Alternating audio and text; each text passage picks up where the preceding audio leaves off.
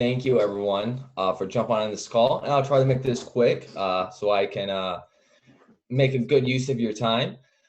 Again, yeah, my name's Paul Chatfield. I've been in Michigan now working on campaigns and grassroots and getting out the vote for the last 5 years through multiple and different elections. So I just wanted to take a minute and describe and go over the model that is being used in the organization I'm with today. And that's called the neighborhood team model. And real quick, just to briefly go over the goal of what we believe the goal of grassroots and political organizations are. We believe it's identifying and mobilizing like-minded people to fulfill a specific purpose. And again, each of those components are critical. You have to identify them, you have to mobilize them, and they have to be like-minded. And when you do that, it has to be for a specific purpose. And since our political system is a democratic republic, the best purpose, I guess, is get out the vote, because that is what makes real change and brings about change. And again, like I said, all components of this definition are critical. You can have energized people and you can have a purpose, but if you can't identify them by not being able to network or having a lack of data, you won't be able to have enough people. You can identify people and have a purpose, but if you can't mobilize them by either lacking the organization or lacking the money, the organization will not be very useful. And if you can identify them and mobilize them, but if you don't have a goal, if you get a bunch of people together, you energize them and you have lots of talk, but you have no action, then again, the group is not successful. So all of those components are critical to the groups in a successful organization. Our model uses something called the neighborhood team model. And that type of model for political campaigns has been used in presidential campaigns. And as a brief note, the last two presidential campaigns that have used the neighborhood team model have actually won. And there's a huge stat that I want you guys to remember. And if you could take anything away from this quick talk, it would be this. Any team that can successfully use the neighborhood team model increases voter turnout by 15%. And that's an incredible number, as we've seen it throughout elections in the past. That 50% is a massive, massive number.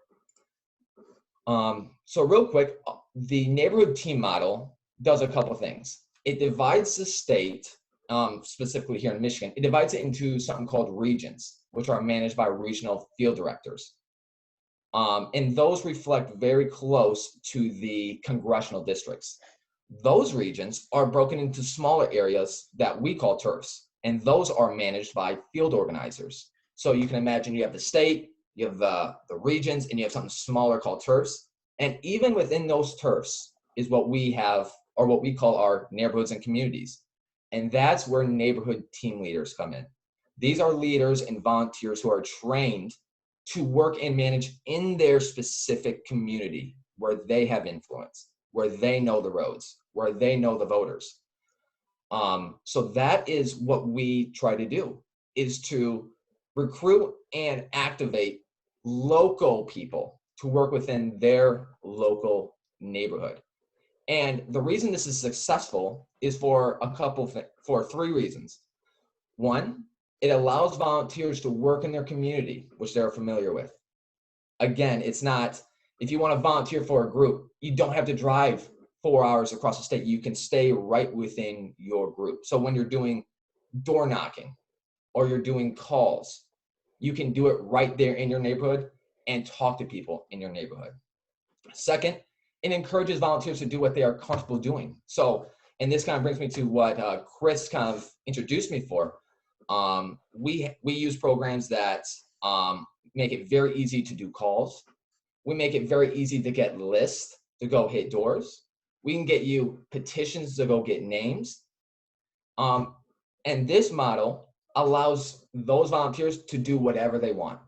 If they want to make calls and stay inside, they can. If they hate doing calls, like me, and would rather get out and be face-to-face, you can go door knock. This model allows that to be put in place. and it encourages people to do whatever they're comfortable doing. And lastly, it allows and promotes incredible get out the vote programs. Each neighborhood team leader is working within their community and working with their volunteers, not across the state. So it's not that you're worried about this big goal and you're worried about all these different things running around.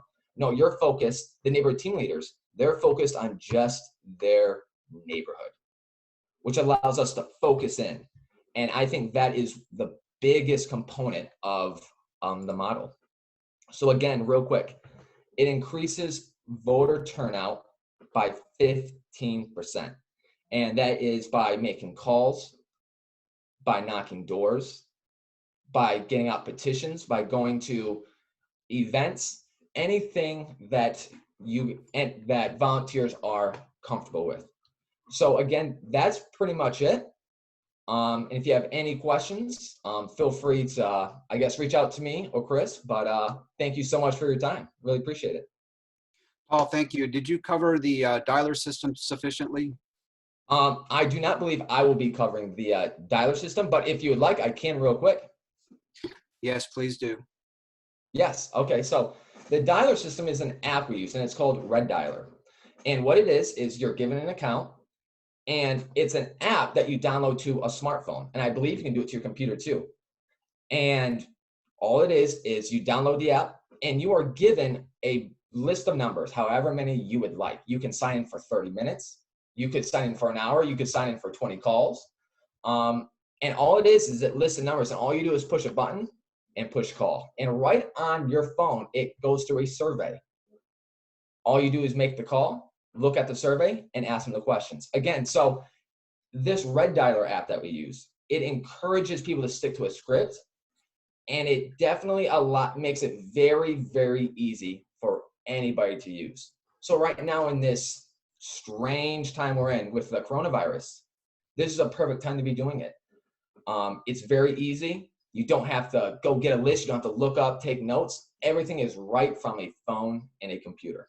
So that's the Red Dialer system. And again, if anyone has any interest in it, they can reach out to me, and I can send them all the information. I can set them up with it. But that's kind of the summary, Chris, of the Red Dialer.